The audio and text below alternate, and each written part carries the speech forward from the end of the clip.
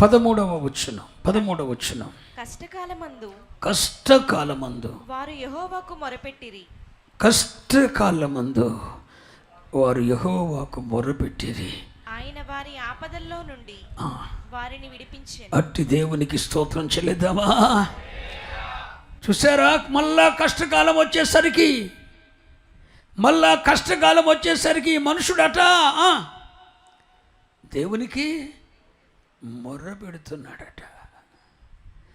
కష్టకాలమున వారు యెహోవాకు మొర్రపెట్టిరి, ఆయన వారి ఆపదలలో నుండి వారిని విడిపించాడు. అదే మన దేవునికి ఉన్న గొప్ప లక్షణం. మనం ఎంత దౌర్భాగ్య స్థితికి దిగజారినా, మనం దేవుని ఆజ్ఞలను తృణీకరించి, దేవుని ఆజ్ఞలకు లోబడక, మహోన్నతుని తీర్మానాన్ని తృణీకరించి, దేవుని సంకల్పాన్ని ఎదురాడి స్వయంకృత అపరాధులమై పాపం చేయటం వల్ల మన జీవితం నిస్సహాయ స్థితికి వెళ్ళిపోయినా, మరలా మనము మన కష్టకాలంలో ఆయనకు మొరపెడితే, మన కష్టకాలంలో ఆయన మొరపెట్టారట. ఆయన ఏం చేశాడు? వారి ఆపదల్లో నుండి వారి ఈ 106వ కీర్తనలో 107వ కీర్తనలో ఇలాంటి మాట ఎన్నిసార్లు ఉందో చదువుతాను, మీరు చదవండి. ఈ ఒక్క మాటే, కష్టకాలమున వారు యెహోవాకు మొరపెట్టిరి, ఆయన వారి ఆపదల్లో నుండి. ఈ మాట 107వ కీర్తన ఎన్నిసార్లు ఉందో చూడండి. 107వ కీర్తన 6వ వచనం. 107వ కీర్తన 6వ వచనం. వారు కష్టకాలమందు యెహోవాకు మొరపెట్టిరి, ఆయన వారి ఆపదల్లో నుండి వారిని విడిపించెను. 13వ వచనం. కష్టకాలమందు వారు యెహోవాకు మొరపెట్టిరి, ఆయన వారి ఆపదల్లో నుండి వారిని విడిపించెను. 19వ వచనం. కష్టకాలమందు వారు యెహోవాకు మొరపెట్టిరి, ఆయన వారి ఆపదల్లో నుండి వారిని విడిపించెను. 28వ వచనం. శ్రమను తాళలేక వారు యెహోవాకు మొరపెట్టిరి, ఆయన వారి ఆపదలలో నుండి వారిని విడిపించెను. మన దేవుడు విడిపించువాడై ఉన్నాడు, రక్షించువాడై ఉన్నాడు. మొర్ర పెడితే చాలు, ప్రభువా నా పాపమేనయ్యా కారణం, నా కొడుకు జీవితం ఇలా అయిపోవడం కారణం నా పాపమే, నా కుమార్తె జీవితం ఇలా అయిపోవడం కారణం నా పాపమే, నా కుటుంబంలో నా బిడ్డలకు నెమ్మది లేకపోవడం గల కారణం నా అక్రమ సంపాదనే, నీ చిత్తానికి నేను లోబడకపోవటమే, నీ ఆజ్ఞలకు లోబడకపోవటమే, నీ మహోన్నతుడా నీ తీర్మానమును తృణీకరించి వలనే నా బిడ్డలు శాపగ్రస్తులయ్యారు. నా బిడ్డలు ఈ రోజున శాపాన్ని అనుభవిస్తున్నారయ్యా. దానికి కారణం నా పాపమే, నా స్వయంకృత అపరాధమేనయ్యా అని చెప్పి నువ్వు మొర్ర పెట్టగలిగితే, శ్రమను తాళలేక, నీ కష్టాన్ని బట్టి, నీ నష్టాన్ని బట్టి, నిన్ను కమ్మిన చీకటిని బట్టి, నిన్ను కమ్మిన అంధకారమును బట్టి, మరణాంధకారమును బట్టి, నీ శ్రమను తాళలేక ఈ రాత్రి నువ్వు మొర్రబెట్టగలిగితే, విమోచకుడు, సజీవుడు, సత్యవంతుడు, విడిపించువాడైన దేవుడు నిన్ను విడిపించుటకు సంసిద్ధుడై ఉన్నాడని ప్రకటిస్తున్నాను. మొరపెట్టు. క్రైస్తవునికి ఉన్న ఒకే ఒక ఆధారం మొరపెట్టాలండి. ఎలా మొరపెట్టాలో తెలుసా? ఖచ్చితంగా దేవుడి శ్రమ నుండి మనల్ని విడిపిస్తాడని నమ్మకం. ఇప్పుడు ఆకలి అయితే పిల్లోడు ఎందుకు ఏడుస్తాడు? చిన్న పిల్లోడు ఎందుకు ఏడుస్తాడు? పాలు తాగే పిల్లోడు. నేను ఏడిస్తే మా అమ్మ నాకు ఖచ్చితంగా పాలు ఇస్తుంది అన్న కన్ఫర్మేషన్ అడుగుంది. అరే చిన్న పిల్లోడుకు ఉన్న కన్ఫర్మేషన్ కూడా నీ దేవుని గురించి నీకు లేకపోతే ఎట్ట? చిన్న పిల్లోడు, పాలు తాగేవాడు, 2 నెలల పిల్లోడు, నెల పిల్లోడు ఆకలేస్తే ఏడు చేస్తాడు. ఎంత ఏడితే అమ్మ ఆహారం తీర్చేస్తున్నాడు సంగతి తెలుసు. చిన్న పిల్లవాడు తన తల్లి మీద ఆధారపడినట్లు తప్పక దేవుడు ఈ శ్రమలో నుండి నన్ను విడిపిస్తాడు, ఈ కష్టకాలం నుండి నన్ను ఒడ్డెక్కిస్తాడు, ఈ నిందను నా మీద నుండి తొలగిస్తాడు, నా గర్భాన్ని ఫలింపజేస్తాడు, నా శాపాన్ని కొట్టివేస్తాడు, నా బిడ్డల మీద ఏలుబడి చేస్తున్న కీడు నుండి తొలగిస్తాడు, ఈ ఆపత్కాలం నుండి విడిపిస్తాడు అన్ని ఒక నమ్మకం ఉంచి, ఒక తల్లి మీద తన బిడ్డ, ఓ చిన్న బిడ్డ తన తల్లి మీద ఏ విధంగా నమ్మకం ఉంచుతాడో, నీ దేవుని మీద కూడా అలాంటి నమ్మకం ఉంచి నువ్వు మొర్రపెట్టగలిగితే, నువ్వు దుఃఖించి ఆయన సన్నిధికి రాగలిగితే, నేను ప్రకటిస్తున్న దేవుడు నిన్ను త్రోసివేయడు, నిన్ను విడిపిస్తాడు. కానీ ఈ మనుషుడు నిస్సహాయ స్థితికి వెళ్ళి మనుషుడు ఏం చేస్తున్నాడు? ఇప్పుడు దేవుని సహాయం అర్థిస్తున్నాడు. దేవుని సహాయం అర్థిస్తున్నాడు.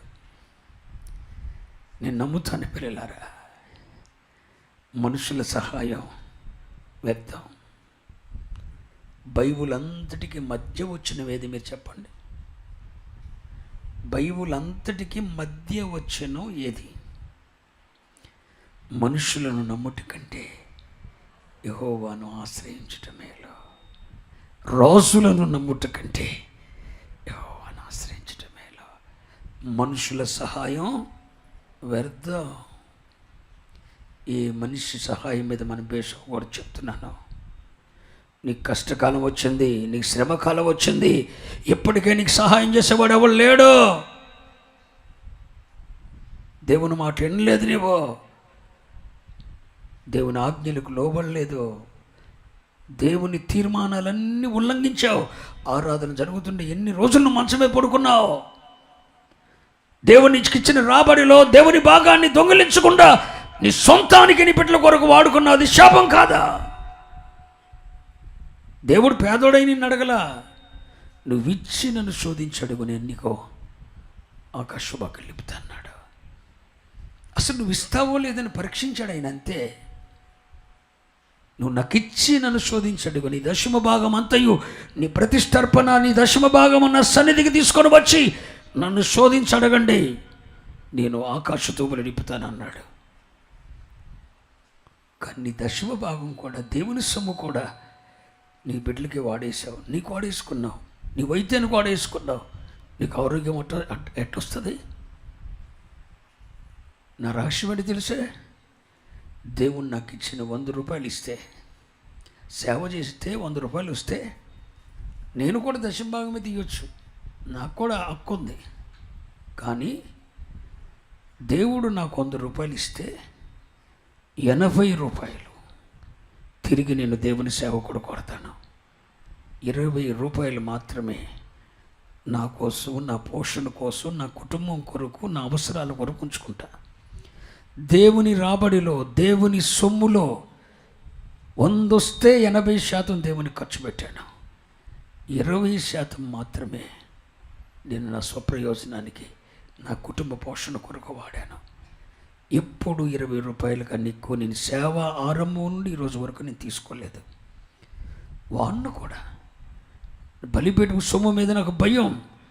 బలిపీఠం దగ్గర ఎత్తబడిన అర్పణ అది పవిత్రమైనది, అది దేవుని సొమ్ము, దాని మీద నాకు హక్కు లేదు, నాకు భయం. అది నీ సొమ్ము నాకు అవసరమని నేను చెప్పట్లేదు, కానీ నువ్వు దేవుని సొమ్ము కూడా నీ కొరకు వాడేసావుగా, నీ ఆరోగ్యం కొరకు దాన్ని వాడేసావుగా, నీ వైద్యం కొరకు వాడేసావుగా, నీ వ్యవసాయం కొరకు వాడేసావుగా. మరి అది ఎట్లా ఆశీర్వాదం అవుతుంది నీకు? దేవుడు పేదవాడై నిన్ను అడిగాడా? నువ్వు నాకు ఇచ్చి నన్ను శోధించాడుగా, నేను ఆకాశతో లేపుతాను. కానీ నువ్వు మాట వినలేదుగా. ఎన్నిసార్లు దేవుని ఆజ్ఞలు తృణీకరిస్తావు? ఎంతకాలం దేవుని ఆజ్ఞలకు నువ్వు లోబడవు? ఆ పసుపు, కుంకాలు, గాజులు ఏంటిది? ఏంటిది? ఎక్కడిది? ఇది ఎక్కడిది సాంప్రదాయం? దీనికి అందరం మళ్ళీ ప్రార్థన చేత పాస్టర్ గారు కావాలి. అవసరమా? నో, వద్దు. ఒక దైవిక మార్పు మీలో కలగాలని ప్రకటిస్తున్నాను. ఒక దైవిక అమినంతో స్లోగా అన్నారే.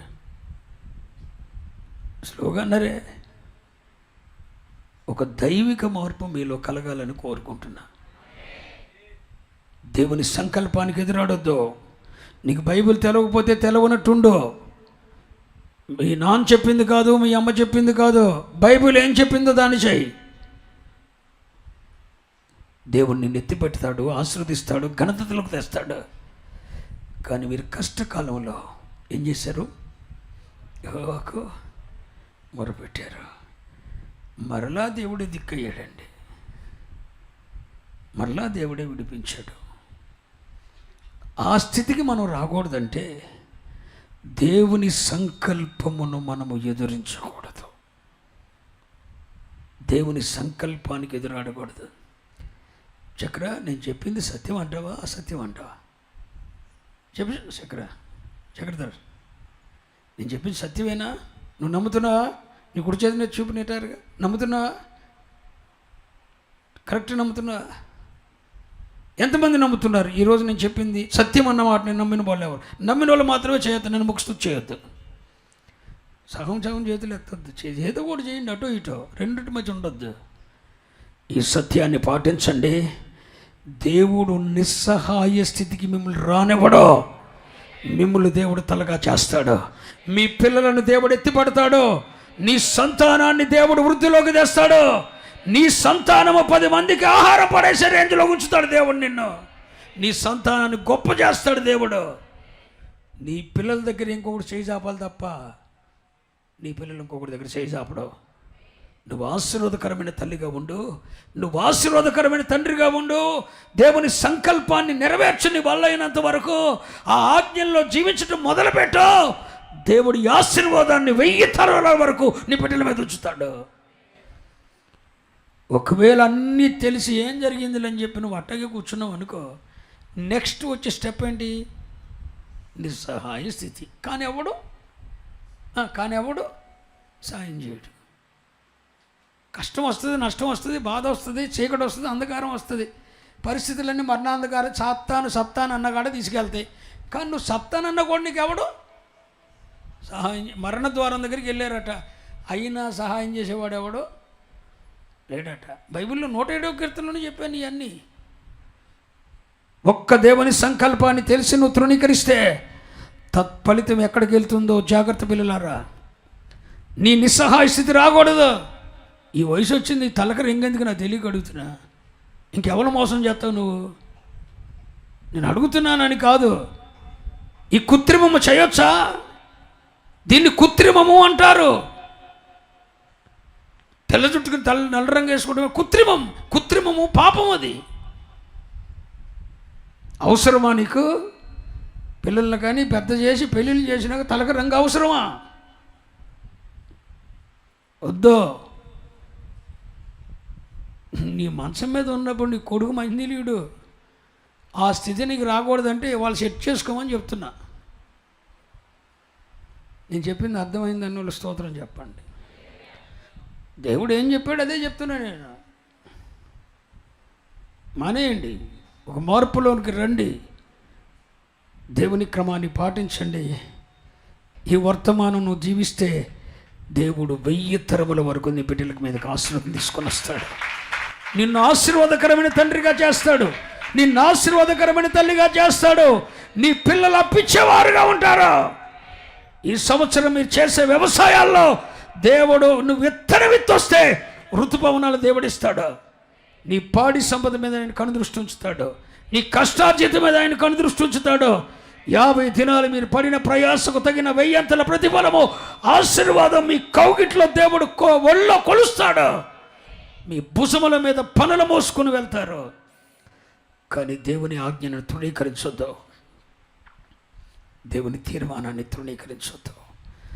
ఎక్కడైనా ఏదైనా చేస్తుంటే దేవుని చిత్తానికి వ్యతిరేకంగా చేస్తున్నామేమో అని భయపడండి. మీకు తెలవకపోతే దైవజనులను అడగండి, అయ్యా ఇది చెయ్యొచ్చా అని అడగండి.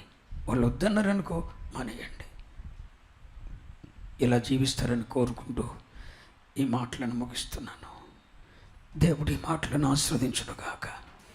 మీ కష్టకాలములో దేవుడు మిమ్మల్ని విడిపించునుగాక. మీ కష్ట పరిస్థితులన్నీ ఆయన మిమ్మల్ని విడిపించునుగాక. సహాయము చేయనుగాక. కృప కలుగునుగాక.